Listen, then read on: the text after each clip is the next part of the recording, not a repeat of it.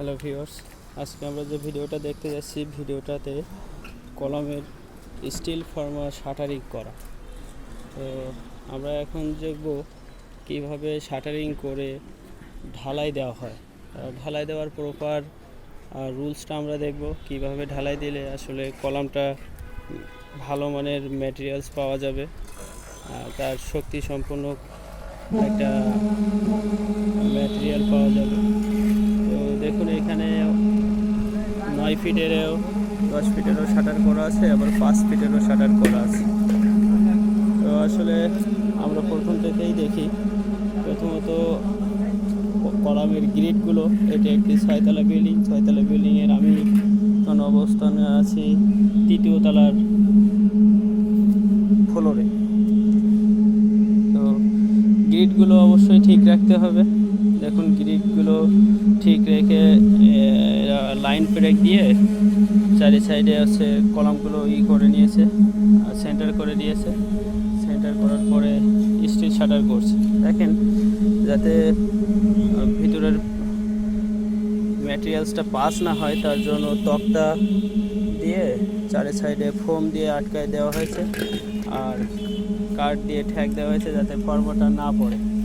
তো এটা ফার্স্ট পর্যায়ে ফর্মা সেট করার একটা পদ্ধতি। তারপরে আমরা এখন দেখব কিভাবে ঢালাইটা আসলে দিতে হয়। তো ঢালাইতে ম্যাটেরিয়ালস রেশিওটা আগে খেয়াল রাখতে হবে। ম্যাটেরিয়ালস রেশিওটা যেহেতু একটা কলামের বিষয়, কলামে 1, 1.5, 3, অর্থাৎ যদি কিনা আমরা 1 বস্তা সিমেন্ট দেই তাহলে 3টা বালি আর 6টা খড়। তো এখানে ব্রিক চিপস দিয়ে ঢালাই করা হচ্ছে। দেখুন, এটা শর্ট করে ঢালাই দেওয়া হচ্ছে, 4.5 ফিট করে ঢালাই দেওয়া হচ্ছে। 4.5 ফিট করে ঢালাই দিলে ভাইব্রেটিংটা করা যায়। ম্যাটেরিয়ালস যে সময় আমরা মিক্সার ম্যাটেরিয়ালসটা আমরা কলামের ভিতরে প্রবেশ করাই, তো একটা রুলস আছে যে 4 ফুট 4.5 ফুট থেকে বেশি হাইটের থেকে মাল বা মশলাটা ফেলা ঠিক না। যদি মশলাটা 4 ফুটের এসে থেকে ফেলে তাহলে আমার জায়গা পর্যন্ত পৌঁছাতে যদি 9 ফিট পর্যন্ত নিচ থাকে তাহলে সেই জায়গা পর্যন্ত পৌঁছাতে আমার যে ম্যাটেরিয়ালসের খটা গিয়ে পৌঁছায়। তো এই জন্য শর্ট করে কলাম ঢালাই দেওয়া এবং ভাইব্রেটিং করা, কলামের রড প্লেসমেন্ট ঠিক রাখা, কলামের চারি সাইডের স্পেসিং ঠিক রাখার জন্য এই শর্ট করে উত্তম। তো দেখুন, এইখানে ওলন করে এটা স্টিল ফর্মা করা হয়েছে।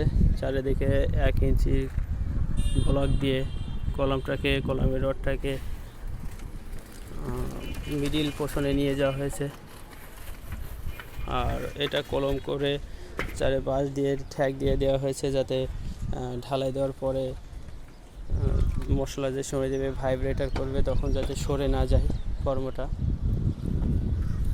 এবার যেটাতে ঢালাই এখন হচ্ছে সেটা দেখি। এখানে ভাইব্রেটার অলওয়েজ টাইম রাখা হয়েছে, যেটাতে 4.5 ফুটের উপরে থেকে মশলাটা দেওয়া হচ্ছে। তো মশলা দেওয়ার এটা দেখি, এইভাবে মশলাটা দিচ্ছেন।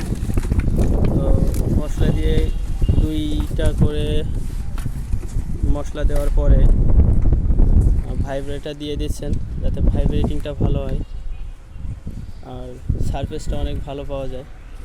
দেখুন, এটাতে এটা 9 ফুটের একটা শাটারিং। 9 ফুটের শাটারিং করে ঢালাই দেওয়ার পরে শাটারটা সরে গেছে কিনা, শাটারটা অন্য জায়গায় সরে গিয়েছে কিনা সেটা ঠিক করার জন্য ওলন করে নিচ্ছে। তো আমরা একটু দেখি।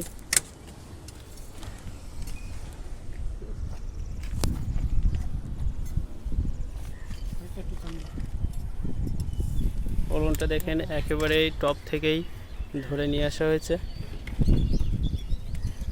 তো এটা এখন যেটুকু সরে গেছিলো সেটুকু ঠিক করে নিয়েছেন।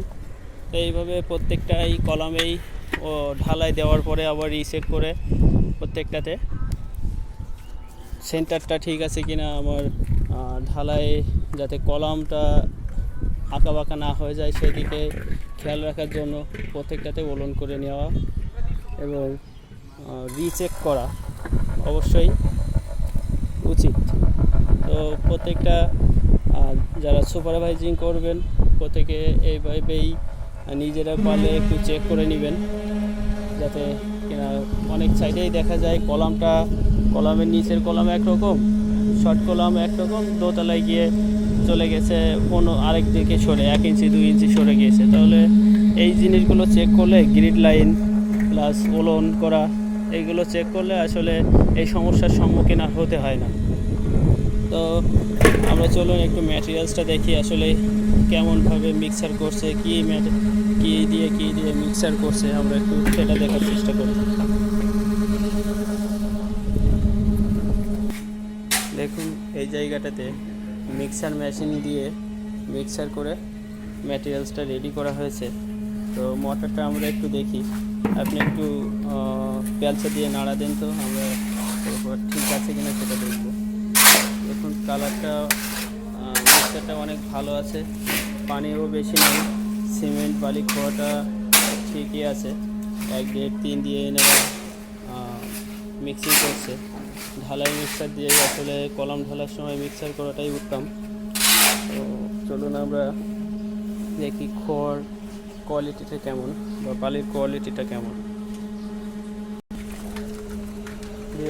দেখুন এখানে কুষ্টিয়ার বালি ইউজ করা, যে বালিটা ইউজ করছে বালিটা চিকন দানা মোটা দানার বালি। এখানে 2টা মিক্সিং করা, চিকন দানা মোটা দানা, আর যেটা আছে সেটা খোয়াটা আমরা দেখি, খোয়ার কালারটা অবশ্যই উজ্জ্বল বর্ণের হতে হবে। তো এখানে এটা পানি দেওয়ার পরে আসলে লালচে কালার বা উজ্জ্বল বর্ণের কালার আমরা এটাতে খেয়াল করি। এটা ভিতরের খোয়া ছিল, খোয়াটা উজ্জ্বল বর্ণের আছে এবং 3-4 আছে। আর চিপ, খোয়ার সাথে যে পরিমাণ চিপ থাকার কথা আসলে সেই পরিমাণ চিপটা এখানে আমরা দেখতে পাচ্ছি, একটু গোড়া বেশি আছে। তবু ভিতরের খোয়াগুলো দেখলাম অনেকটাই 3-4 সাইজের, তো ম্যাক্সিমাম খোয়া, এই কারণে ম্যাটেরিয়ালসটা ভালো আসছে। তো ভিউয়ার্স, পরবর্তী ভিডিও দেখার জন্য সাথে থাকবেন। ধন্যবাদ।